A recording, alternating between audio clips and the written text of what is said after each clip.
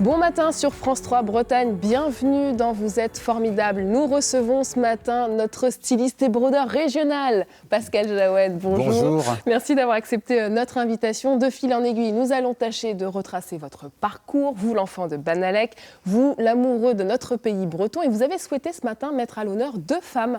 Emmanuelle Cadiou, bonjour, vous êtes PDG du groupe Cadiou. Et Rosane Tagnou, vous représentez le cercle celtique de Pont-l'Abbé. Bienvenue à tous les trois. Alors, notre fil rouge, évidemment, tout au long de cette émission, ce sera la broderie.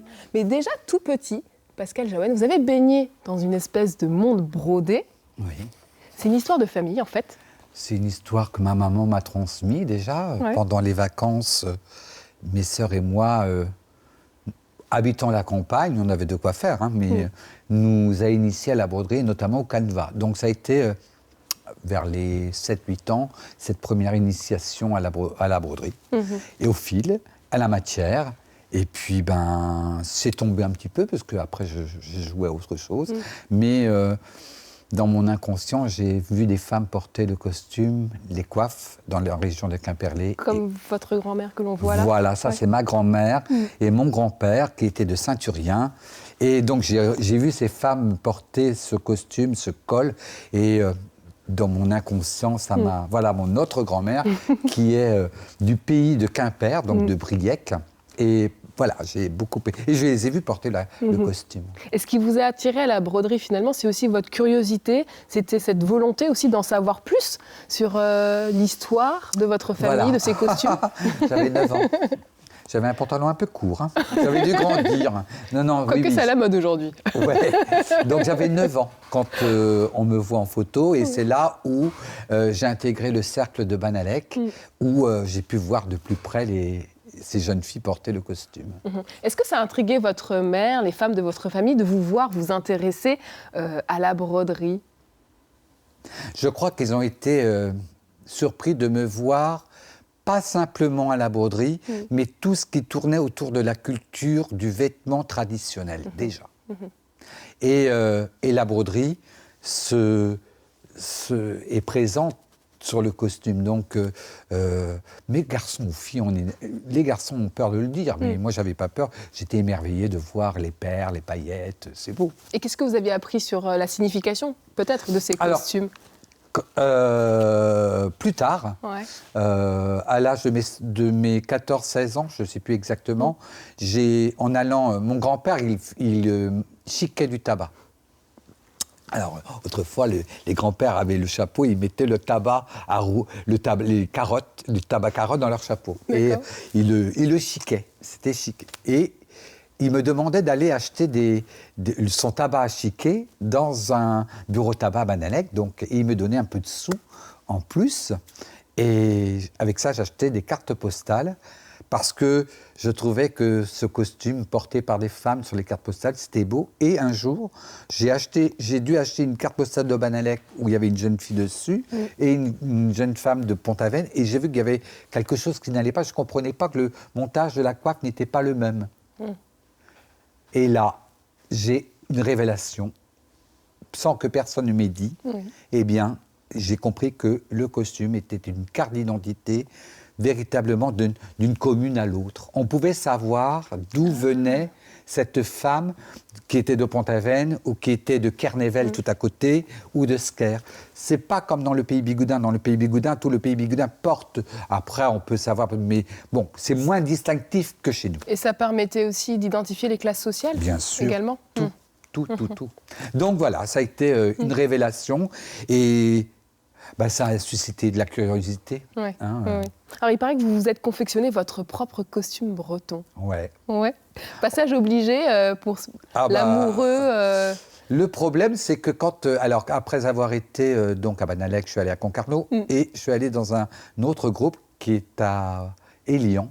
Et là, Élian a un costume très particulier, on l'appelle le costume Mélin. Et c'est une commune qui est une enclave dans le pays de la Veine, sont les seuls à porter ce costume-là. Donc, en dehors de la commune, on ne peut pas le trouver. Donc vous avez voulu avoir le costume Élian, évidemment. Il n'y en avait plus pour moi, donc je me suis dit, je vais m'initier à la broderie. Et c'est là où j'ai vraiment pris goût, mais aussi je me suis vraiment mis à travailler tel que travaillaient les brodeurs autrefois sur les costumes, sur ce costume Mélin.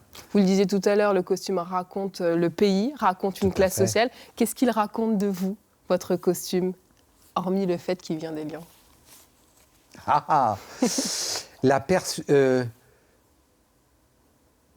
Comment dirais-je, je suis quelqu'un de têtu et je pense que têtu dans le bon sens, hein, c'est pas têtu lorsque j'ai entrepris de faire quelque chose, je vais jusqu'au bout, mais dans l'excellence, pas dans la médiocrité.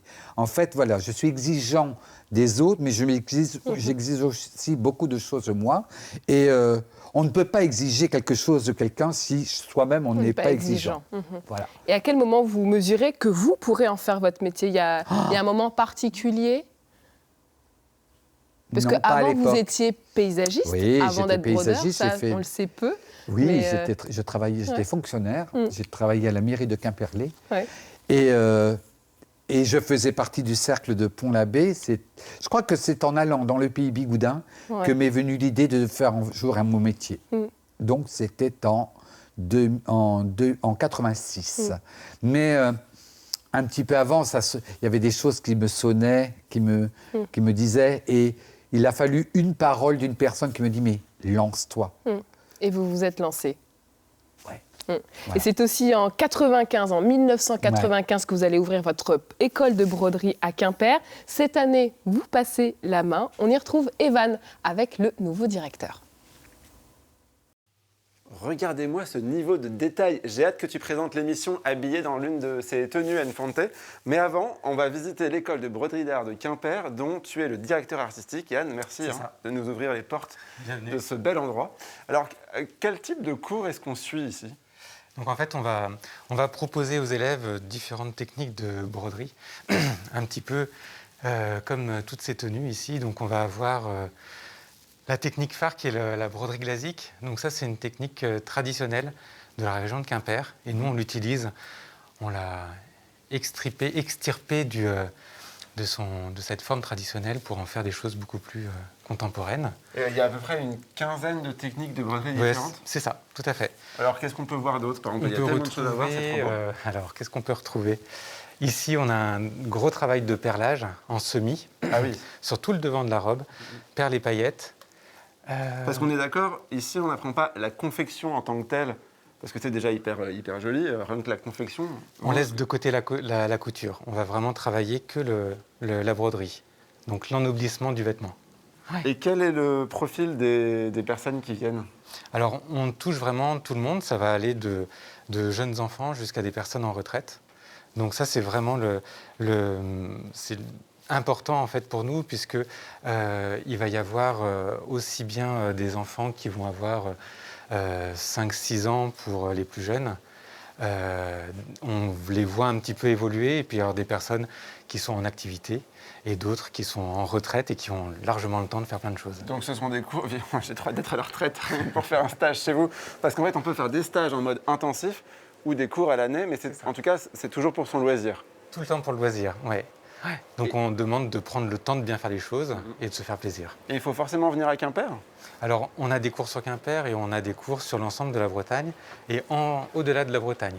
Donc il y a 37 lieux de cours en fait actuellement où mes collègues se dispatchent les différents cours en fait. Avec des programmes, on connaît les dates à l'avance et on sait de quoi... Tout à fait.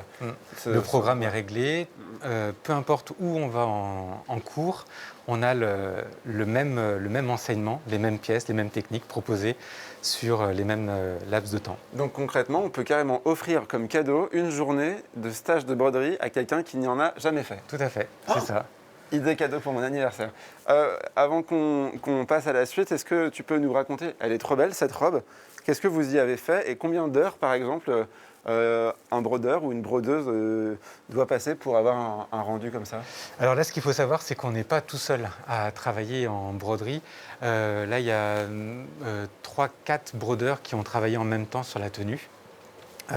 Au niveau du nombre d'heures, c'est un petit peu compliqué du coup. Oui, de tout côté, oui. Enfin, c'est énorme en tout cas. Mais ça reste quand même un temps de travail assez important. Si on se focalise juste sur le corselet en haut, on peut bien dire 80-100 heures de travail de broderie. En tout cas, c'est vraiment magnifique. On va continuer à découvrir l'univers de l'école de broderie d'art de Quimper dans un instant avec Valentine qui, elle, est en pleine formation et qui va nous faire une petite formation express, vraiment express, sur la broderie glaisique. À tout à l'heure.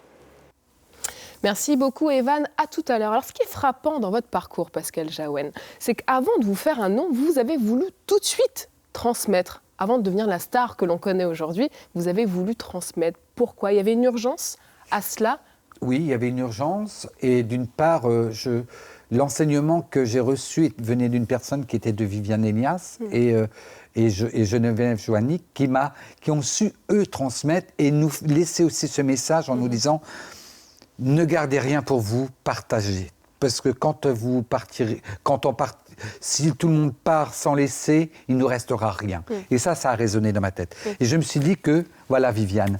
Et ça a été une très belle leçon de sa part de nous l'avoir dit. Et donc j'ai suivi son conseil. Et je crois que si j'ai voulu créer la première école de broderie, c'est parce que le mot école sonne pour les gens un lieu de transmission. Voilà.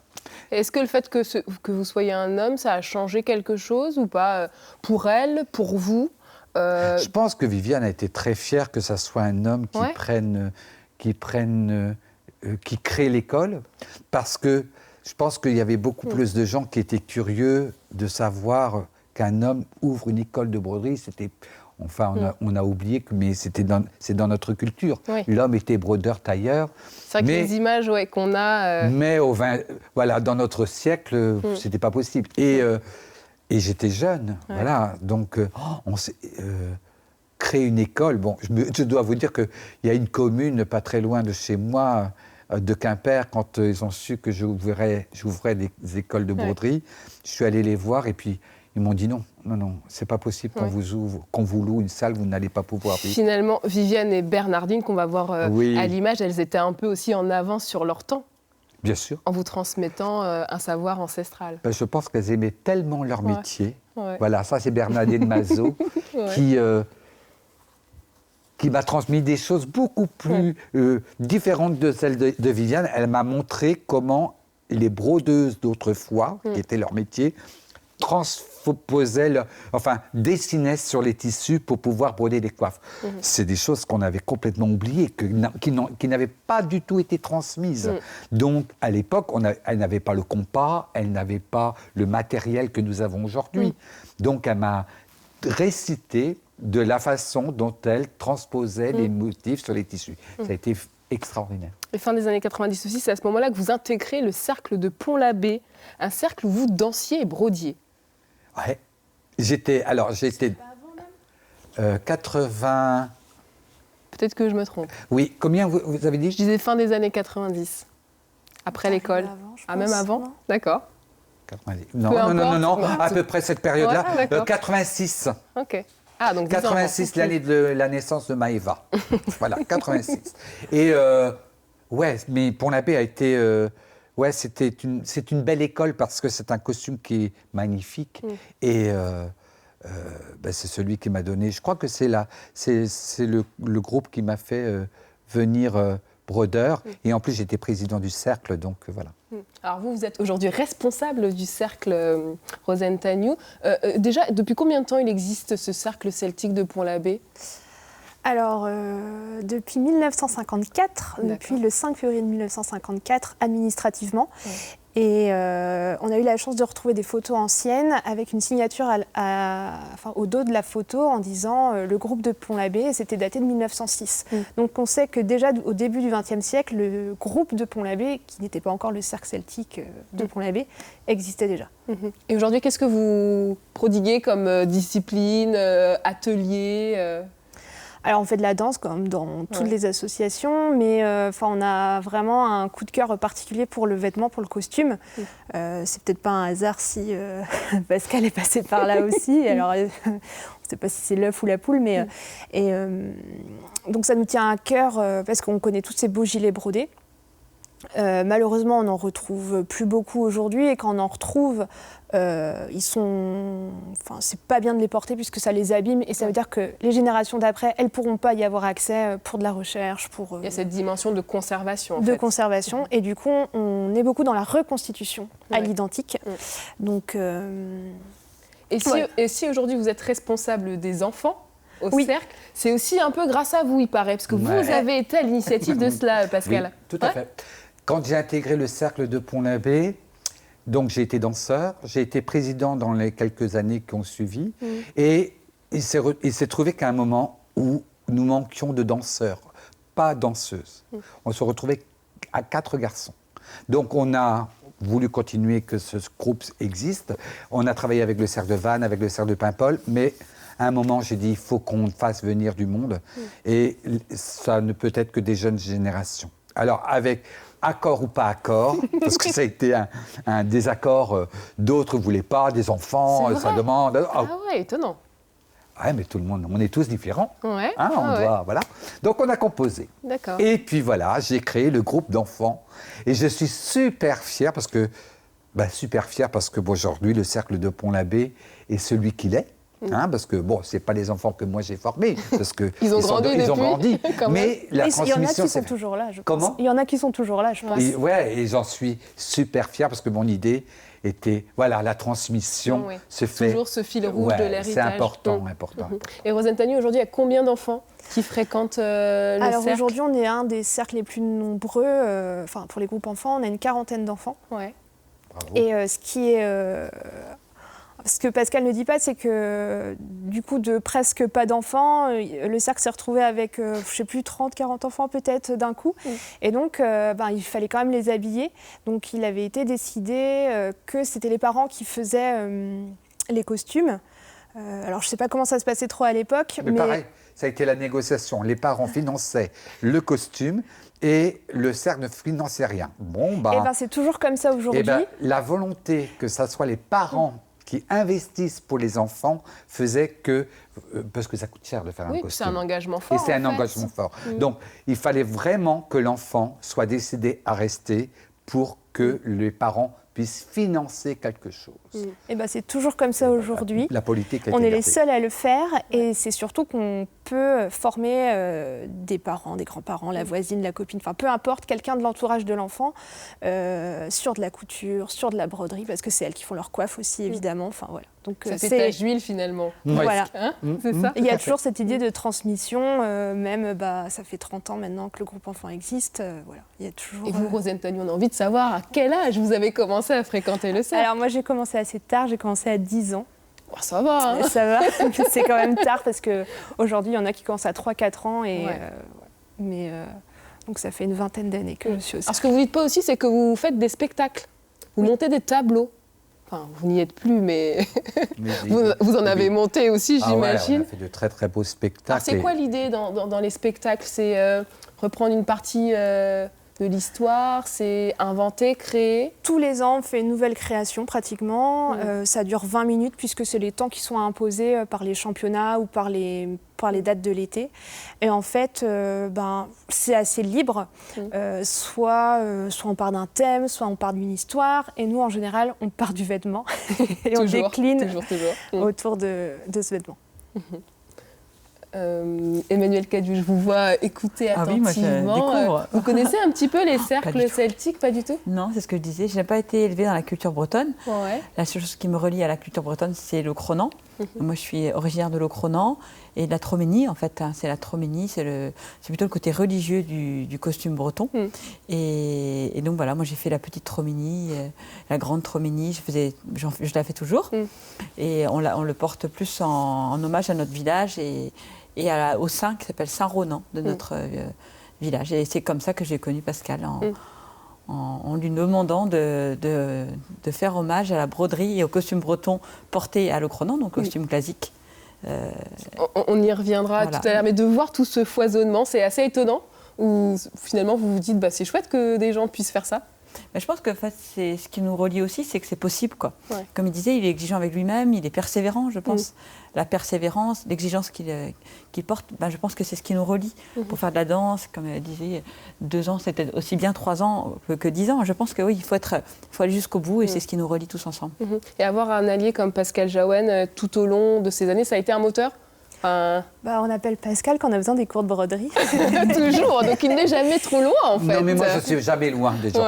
Ouais. Vous restez On a attaché. fait des grands projets de reconstitution assez exceptionnels. Je pense en 2006, c'est toi qui es venu faire Et puis, je dois vous dire que le Cercle de Pont-l'Abbé si moi je suis exigeant, le groupe de Pont-l'Abbé a une exigence également. Ouais. C'est dû aux responsables, mais quand on voit la réussite de ce groupe, et c'est ce que je voulais dire, c'est que les groupes que ça soit bagade ou groupe de danse, c'est un lieu social, une micro-société où tout le monde s'entraide. Quand quelqu'un est dans l'ennui, on est là. Voilà, c'est très fort. Les gens, c'est pour ça que je pense les groupes en Bretagne sont les plus forts par rapport à la France parce qu'il y a cette tradition, cet attachement à la région, au costume, parce qu'aujourd'hui, c'est vrai que Rosen parle du costume, mais beaucoup de groupes ont pris en charge de refaire leur costume parce qu'ils ont pris conscience que c'était un patrimoine qu'il ne fallait surtout pas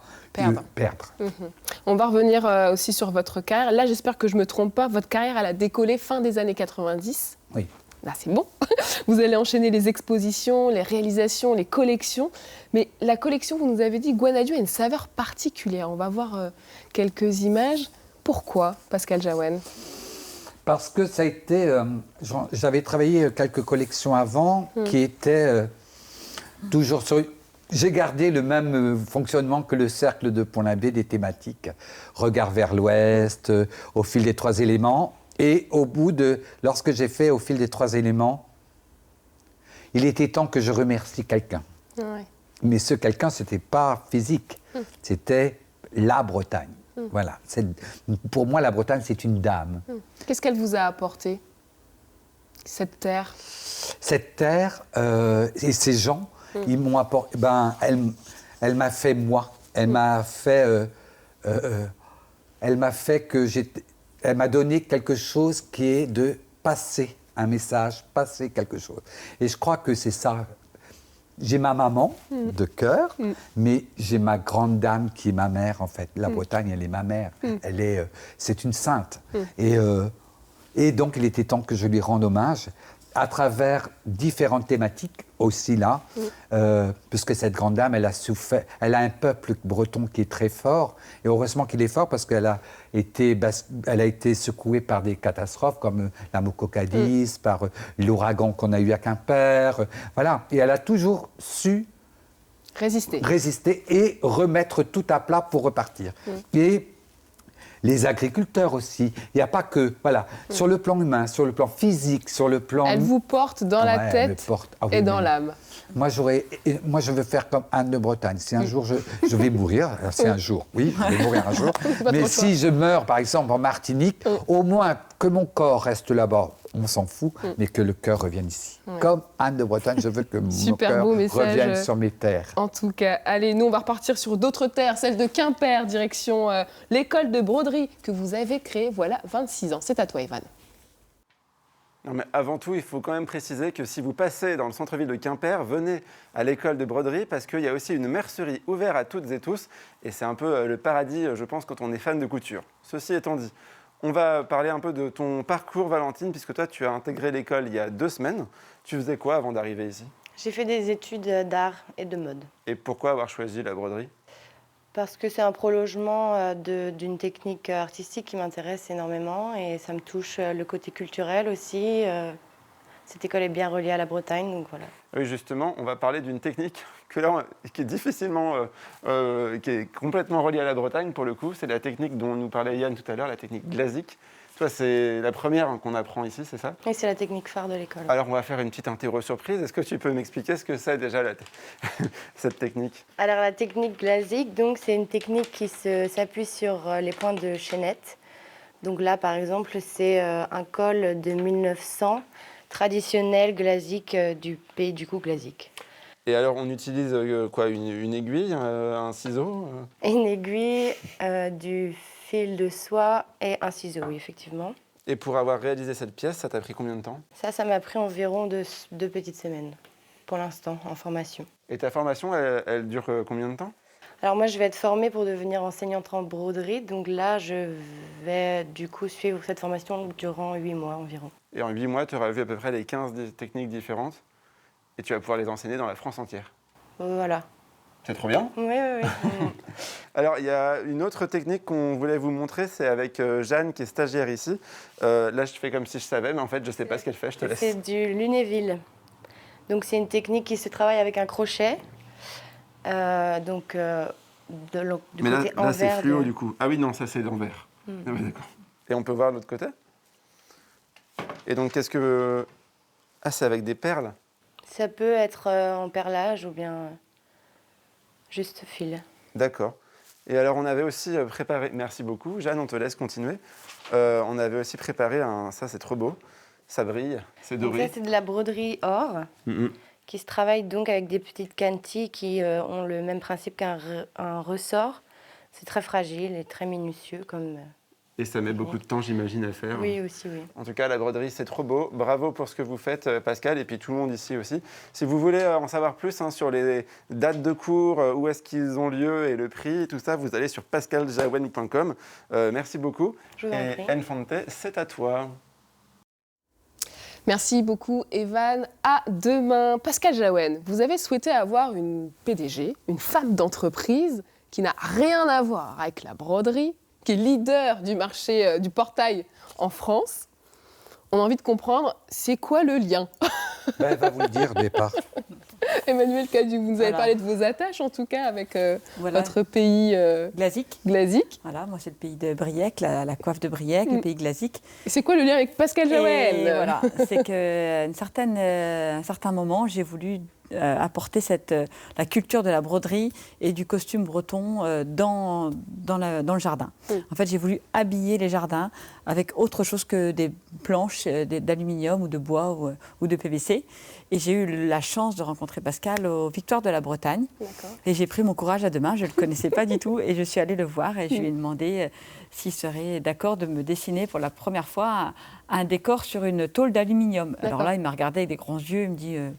je vois pas trop comment on peut faire, mais si, moi je savais à peu près ce que je voulais faire. Et donc il a fait une magnifique fresque, la première qu'on a créée ensemble, qui était découpée sur une tôle en découpe laser.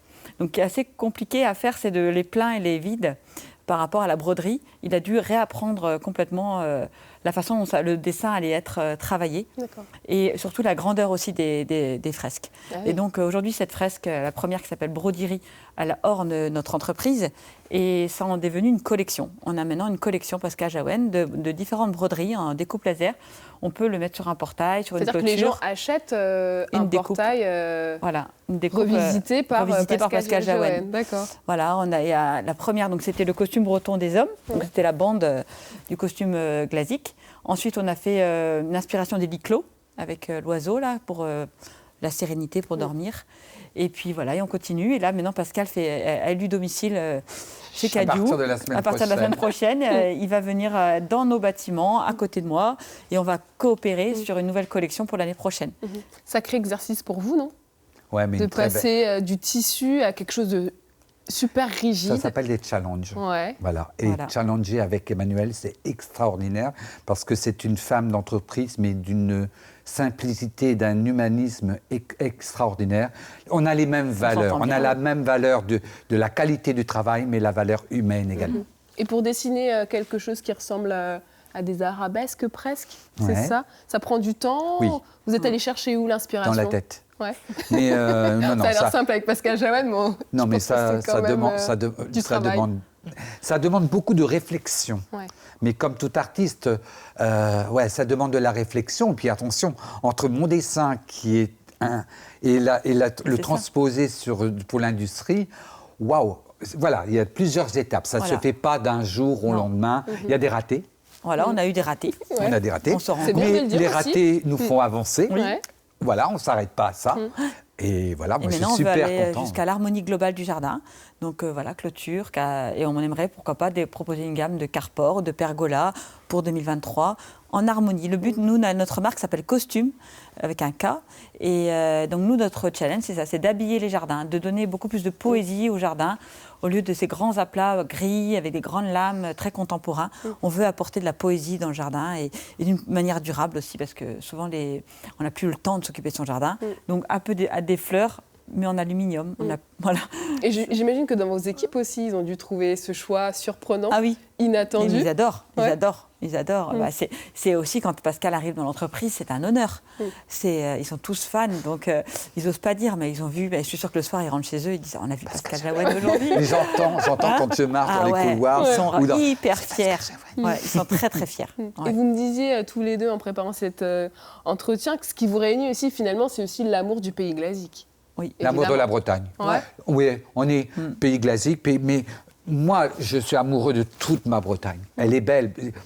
Il y a très peu de temps, j'ai découvert que le centre Bretagne était magnifique.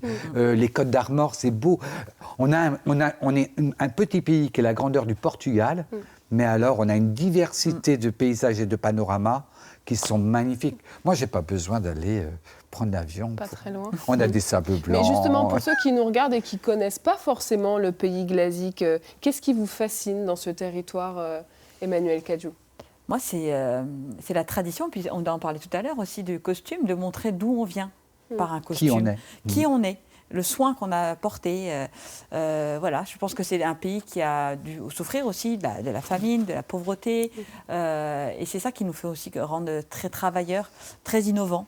La frugalité, la contrainte, l'innovation. Je pense que ça joue aussi. C'est dans nos tripes, en fait. Ouais. Et ça nous relie vraiment à notre terre, en fait, c'est vrai. Puis moi, j'ai le côté locronan avec les druides, avec les légendes. C'est très important, le magnétisme. Je pense qu'à Locronan, il y a du radon, il y a du magnétisme. Et pour rien au monde, mon entreprise serait ailleurs qu'à Locronan. Elle est pire que moi. Et on est très chauvin dans cette émission, donc vous avez le droit. Vous le disiez, vous auriez pu partir. Ah oui. J'imagine que vous avez eu des appels du pied Bien de sûr. Paris. Et Bien vous êtes sûr. quand même resté. Oui, parce que j'ai rencontré le directeur de Bouchara qui est venu voir un jour mon défilé à Fouesnant. Et il a vu la collection, il ne s'attendait pas du tout à ça. C'était au fil des 3 éléments. Il me dit, je veux absolument voir Pascal Jaouane. Donc on s'est entretenu. Et il me dit, venez jamais à Paris. Ne venez pas à Paris. Paris, c'est une cage dorée, mais vous serez prisonnier et vous serez malheureux. Restez en Bretagne. Vous avez tellement à faire en Bretagne. Et la Bretagne a besoin de vous. Tout le monde n'a pas besoin d'aller à Paris. Restez en Bretagne, montrez ce que vous savez faire au peuple breton. Et je l'ai écouté, en fait. Jamais eu de regrets. Oh non, pas du tout. Oui. Oh non, non, non, non, non. Qu'est-ce que je suis heureux de voir des sourires comme ça et de partager. Vous êtes si bien entouré. Ouais, non mais de l'amour. On a ça. besoin d'amour, on a Ouais. besoin de... Voilà, sans prétention. Non, qu'est-ce que c'est beau. La vie est belle. Et donc vous écrivez une nouvelle page de votre histoire Ouais. avec Emmanuel Cadieux. Est-ce que ça a été facile finalement de tourner la page aussi de 26 ans à la tête de l'école Oui. de braderie? Ouais. Oui. Oui, moi j'ai toujours su que je ne serais pas le directeur de l'école de broderie toute ma vie. J'ai des enfants et j'ai des petits-enfants avec qui je veux partager aussi de beaux moments que je n'ai pas pu pendant les 26 ans où j'ai mené l'entreprise de l'école de broderie. Je veux leur donner mon temps, ma passion. Hier, j'étais avec 2 de mes petits-enfants et puis bon, Yuen m'a demandé alors la prochaine collection, comment elle va. Voilà, et bien moi j'ai envie de continuer de leur donner. C'est aussi une façon de Continuer à partager de et partager, transmettre. de Ouais. passer les choses. Donc, puis je veux donner du temps aussi au cercle peut-être de Pont-l'Abbé. Voilà. Bah oui, ils vont pas Voilà, dire donc je voilà, crois. voilà. Faites attention. Alors, votre vie aussi a fait l'objet d'un documentaire, Le Monde brodé de Pascal Jaouane. Il est signé Bernadette Bourvon. Il y a un extrait qui nous a particulièrement touché dans l'équipe. On voulait le présenter ce matin. On regarde.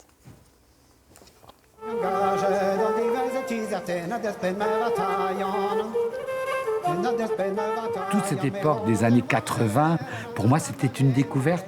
Je découvrais cette voix, ces voix merveilleuses qui vous faisaient danser le pline, le ficelle, le pourlet. Puis j'étais bon danseur, donc voilà, c'était un plaisir d'aller au Fest Noz, au Fest Day, rentrer à des heures pas possibles.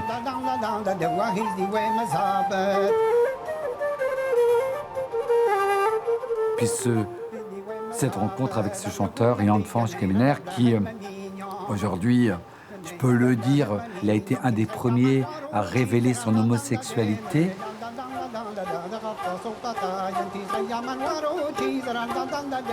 Moi, je ne savais pas qui j'étais, je me cherchais.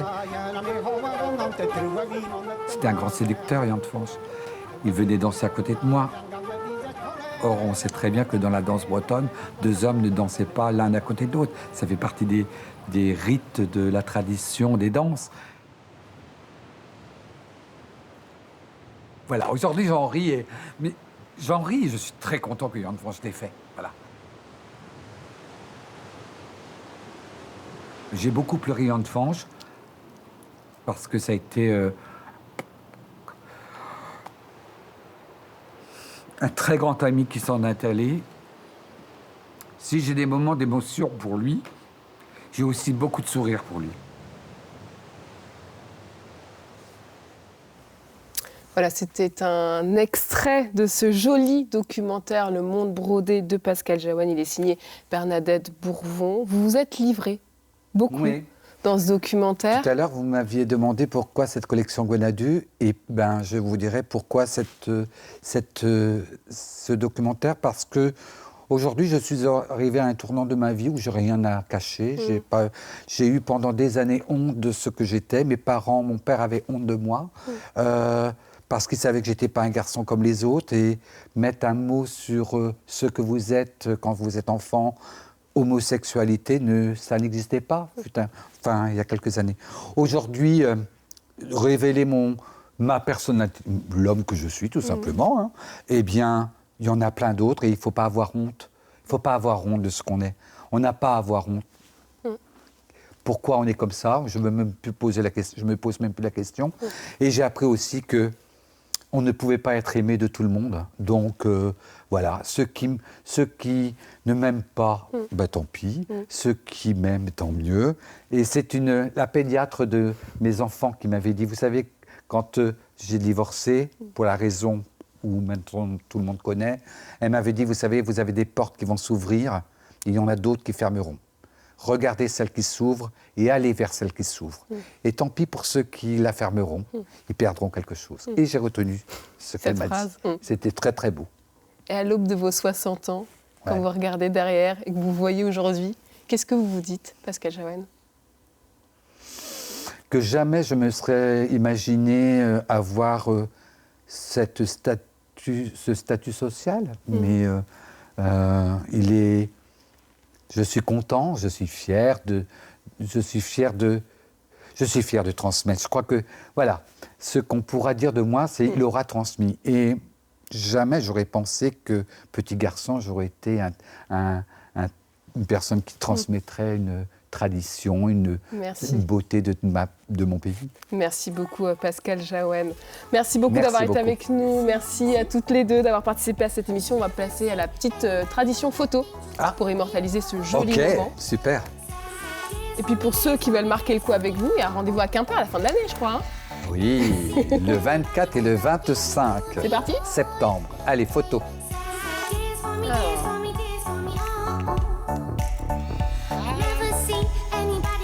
Merci beaucoup pour ce appareil photo. Bah oui, c'est un petit coup là. Oui. Super, bah merci beaucoup.